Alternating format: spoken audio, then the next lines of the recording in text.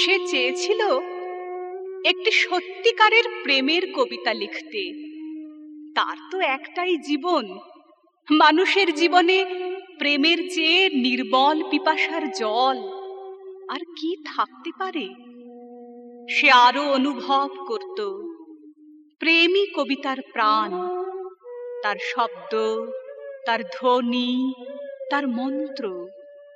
কিন্তু তবু তার কবিতা, একটার পর একটা তার নিজের লেখা কবিতা, কি প্রেম, কি জল, এমনকি পায়ের নিচের শক্ত মাটি পর্যন্ত খুঁজে পেল না। কবিতার জন্য তার দিবস রজনীর জাগরণ, যা ছিল তার জীবনের কঠিনতম সত্য, প্রেম নয়, তাকে বারবার অপ্রেমের দারুণ আগুনে ছুঁড়ে দিয়ে বলতো, এখানেই তোর পরিশুদ্ধি, এই যে আগুন, মানুষের পৃথিবী, আগে তার খিদে মেটা। তোর সমস্ত কবিতা, তোদের সমস্ত কবিতা সে তার ক্ষুধার্ত জিভ দিয়ে চেটে খাবে। তুই মূর্খ। জীবনের পাঠ এখান থেকেই শুরু কর। দেখতে দেখতে তার কৈশোর গেল, যৌবন গেল, এখন তার মাথার সব চুল সাদা, হাতের 5 আঙুলে মাঘের শীত, মাঝে মধ্যেই রাত দুপুরে ঘুমুতে না পারার যন্ত্রণায় সে চিৎকার করে উঠত, আমি একটি প্রেমের কবিতা লিখতে চাই, মাত্র একটি প্রেমের কবিতা।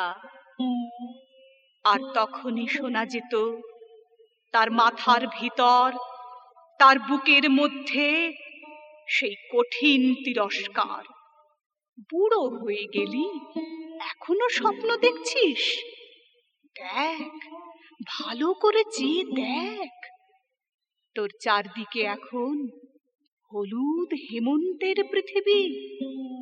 কিন্তু তারপর কি দেখছিস? ধান কাটা হয়ে গেছে, চাষিরা ঘরে ফিরে যাচ্ছে, কিন্তু মাঝখানে ওরা কারা?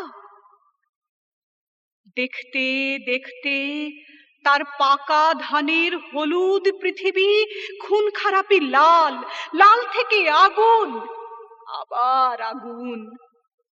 আগুন, তুমি আমাকে সারা জীবন ধরে পুড়িয়েছো, কিন্তু আমি তো শুদ্ধ হলাম না, শুধু পুড়ে গেলাম।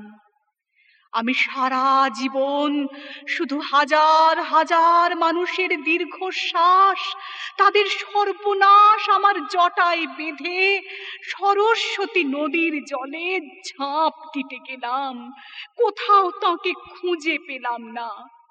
তুমি আমাকে কি জীবন শেখাও আগুন? এই কি মানুষের জীবন? তার একটি মাত্র প্রেমের কবিতা। কবিতা, তুমি এখন 3 ভুবনের কোন অতলান্ত অপ্রেমের মধ্যে ঘুমিয়ে আছো? ঘুমাও, তুমি ঘুমাও, আর আমি জেগে থাকি আর এক আরম্ভের জন্য, মৃত্যুর মুখোমুখি আমি জেগে থাকি।